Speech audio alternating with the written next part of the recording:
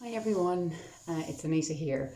I'm just going to make some small videos throughout the course so that you can practice in your own time and break down some of the class components into smaller short videos. So today's one is going to start with what we start with at the beginning of every class, some basic concepts around healthy movement. So just alignment and positioning to help you through the exercises as they get more complex. And a little bit more difficult. So we always start with 4 or 5 core concepts and I'll go through those now for you. Okay, so we'll come back onto the mat. Now what I usually have to hand is our open blue band and a chair if you want some modifications, and later on we'll do some videos with using the other 2 bands. So coming on to the mat, either in your, get out of the way, either in a standing position, and you can do something similar in the seated position, so I'll demonstrate both. So we'll start with thinking about our foot position first. So throughout the class, we always think about pointing the feet to around 12 o'clock, because sometimes the feet can track out a little bit and the knees can roll in. So we want to take the pressure off the foot and the knee joints and right up into the hip and back by just allowing the feet to return to face to 12 o'clock. We'll do a gentle mobility for the foot position. So you roll in and roll out. So I'm rolling onto the outer border of my feet and onto the inner border. And what's happening is here is we're mobilizing through the arches of the feet. We've lots and lots of small joints in the foot, in the feet. So this is a nice way to become aware of the foot position, to become aware of the connection between your feet and the ground, and then to mobilize through the joints. So we roll in and roll out for 10 or 15 movements. I'm going to demonstrate the same in the seated position. So just sitting and rolling in and rolling out so that you're going to the outer border and then to the inner border. Outer border and inner border. Outer border and inner border. Lovely. For 5, 4, 3, 2, and resting somewhere in the middle. So you want to find that position where you feel like the triangle of your foot is connected to the ground. So the point is at the heel all the way to the outer border, across to the inner border, across the feet and to the inner border where you feel a little gap between the foot and the floor. We're then going to mobilise into the big toe area, another area that become quite stiff and sore. So you're going to lift the heels and bend through the big toe if comfortable, nice and gently. Lovely. And we'll try for 10 and 9. And you can do the same in the seated position. 6, 5, 4, good. 3, 2, and 1. That's great. So just getting a bit of mobility into the feet, and you can repeat that 2 or 3 times. The next thing we think about is the knee position. So throughout the class, when we do a little bit more lower limb work in standing or in sitting, again, sometimes the knees drift in toward each other. So you want to think that the knees want to be over your first and second toe. And we'll be using the band quite a lot for that. So that's again the rolling in, rolling out, rolling in, rolling out, and just settling it over your first and second toe. And the other thing to think about is the hip knee position, that it's not tracking over your first and second toe. So you want the knees to sit behind your toes, that you can always see your toes. So we'll try a couple of things for that. So what you can try is take a bow for 1. Good. So as you're taking the bow, the bum is drifting back and the knees start to bend without tracking over or falling out over your toes. So as you sit, you want to take your bow first and then let the knees bend. If you want a bit of assistance, you can hold on to the chair for that. So hands on the chair, take your bow and then sit a little bit. Good. So you feel the bum muscle starts to kick in and you get a lovely activation through the hip and the knee muscles. So feet to 12 and the knees are staying behind the toes, but your bum and your hips are sitting back. So now take a bow and then you can sit. That's it. And you can have a little bit of hand support on the chair. Really, really nice way to get the hip muscles going, and they support your hips and your knees. Your knees are working here as well, as long as you're keeping them out over that first and second toe. That's it. 3 and 2 and 1. Lovely. So from here, we're going to think about the pelvis and moving the pelvis. This is always a tricky movement. So we might start in sitting for this one. And I'll just do a side angle. So take your seat. And you're going to sit up really tall and straight by lifting the chest bone. And then what you want to think about is your low back. So give it a rub so it kind of activates the brain to think about here. And I want you to round down into it. So we're rotating the pelvis backward and rounding through the back. And you can stretch the hands out to facilitate that. Then you're going to roll up, sit up, reach the sky, arching through the low back now. And at the same time, you're lifting the chest because your upper back is arching as well. We can breathe in to help this movement. And then we're going to roll back again. So think about the low back, round, round, round, round, sit back, slump a little, reach out. And you can exhale to help this movement. We're going to start rolling up onto the sit bones, arching through my lower back. Start elevating through the hands, breath in and breath out. Just roll back down again. This nice opening through the spine. Then start to sit forward and up as you arch through the back. Breathe in, lift the hands, lift the chest. And then we're going to round to sit back down again. Round, round, round. Lovely. Breath in. Sitting up onto the sit bones, arching through the back and then lifting up through the breastbone. Stretch the hands to the sky if comfortable. If not, the hands can rest here if you have any shoulder discomfort. And then I'm going to round again. Breathe in. Arching, arching, up we go, lovely. And roll back down. Good. Breath in. Sitting up. Elevating through that breastbone, arching through the back. And rolling back down. That's really good. If that's comfortable, stay seated here. You can also do this in the standing position. So taking your bow, imagine you've got the tail between your legs and you're going to round, round, round, reaching forward, but my knees stay steady here. The tail becomes between my leg and that helps me round through the spine. And then we're going to reverse that. So my tail starts to go to the sky, arching through my back, lift through my breastbone and reach. So let's do that again. We're going to round now. So my tail tucks under, round through my spine. Breathe out. Good. So we're rounding, rounding, rounding. And then we're going to arch. So my tail moves first. Then I arch through my back. Then I lift my breastbone. And if it's comfortable to lift the hands, do. If not, no problem. And we're going to round, round, round, round, round. And then we're going to arch, arch, arch, arch, arch. We're going to round, round, round, round, round. And we're going to arch, arch, arch, arch, arch. Lovely. And we'll try and rest somewhere in the middle there so that my back is soft and straight rather than overarched and straight or rather than rounded.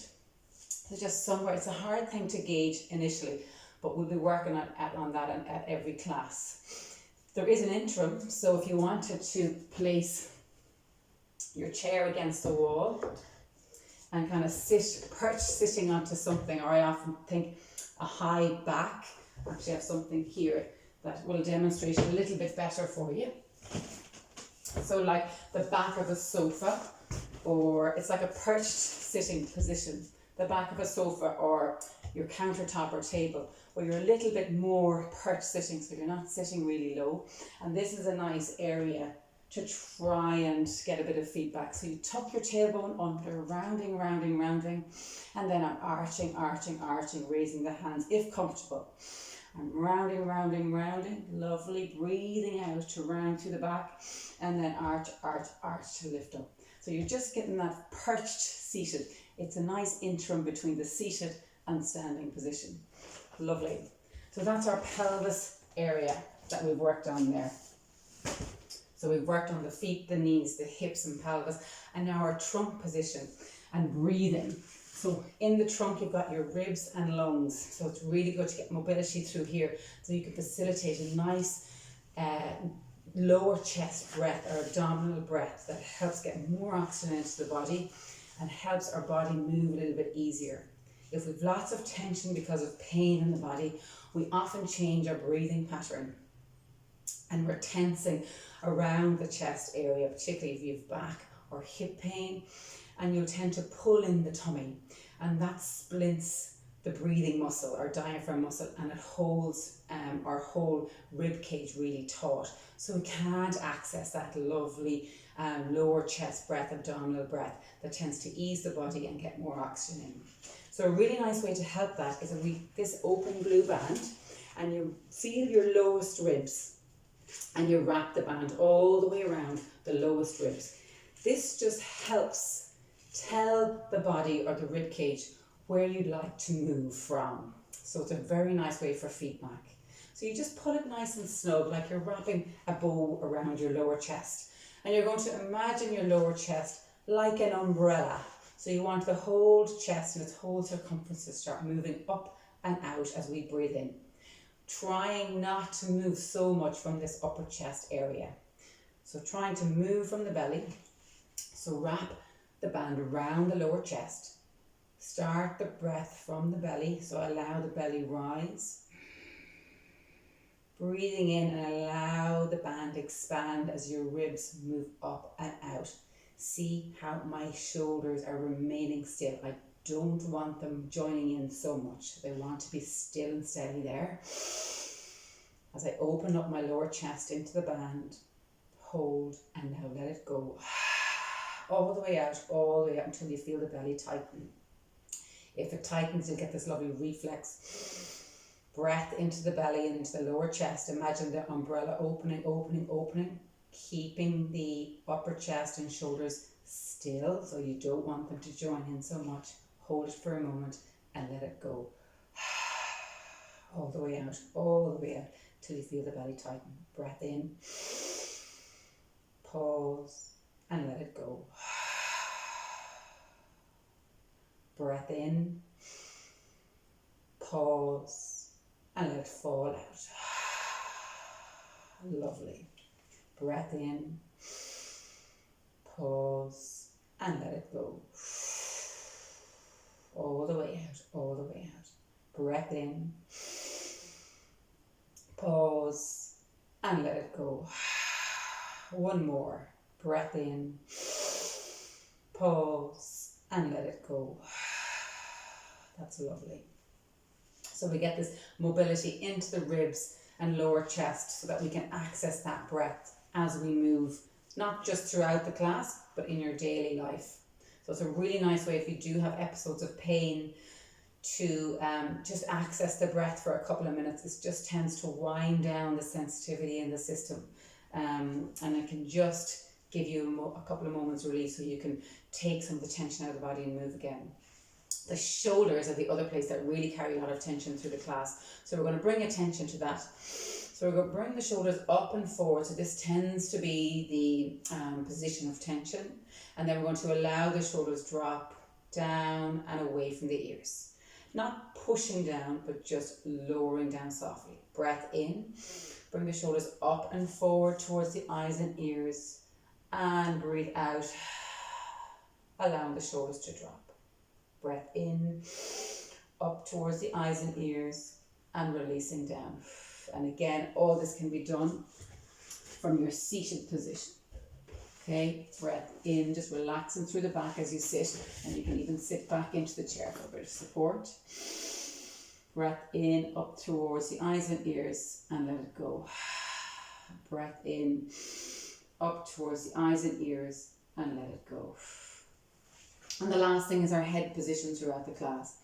So lots of us, if you have neck pain, or some people get upper neck pain and headaches, if you're desk-based a lot of the time, as some of us are now more often, or if you have a little bit of rounding through the upper back, some people have a bit of osteoporosis, sometimes the head can just tuck, the chin can poke a little bit, and it can strain the upper neck area. So what we're looking for is a little bit of length through the upper spine, and again that'll come from the lower spine, so a little bit of length. So to achieve that, we draw the neck in a little bit, And again, feedback from the band helps this movement load. So what I tend to do is place the band around the lower head, so just underneath the skull. And you're going to pull the band forward a little bit, keeping the knee and elbows bent and in front of your shoulders, not out here, okay? And again, remember not to overdo it from the shoulders, so allow the shoulders soften, soften, soften. And from here, you're just going to draw the chin in a little bit, like you're giving yourself a small, soft double chin, and release. So you're going to draw the back of the head into the band as the chin draws back, and you get this lovely opening and lengthening through the back of the head. Release, draw the head back into the band, lengthening through the back of the neck, getting this nice sensation, it's a really nice sensation through the upper neck area, and release. A little draw through the chin. Sometimes if you want, you can just push the chin gently back in with one finger to get that sense of lengthening and release. But it's gentle, really soft and gentle. If you overdo it, you can just strain and get overactivity through the neck muscles. And lovely, draw it in and release. Draw it back and release. Draw it back and release. Draw it back and release. Draw it back and release. Lovely, and rest. So they are some of the core principles or core concepts of movement that we work. They're the foundations from which we work on, and then we add load and rotation and movement.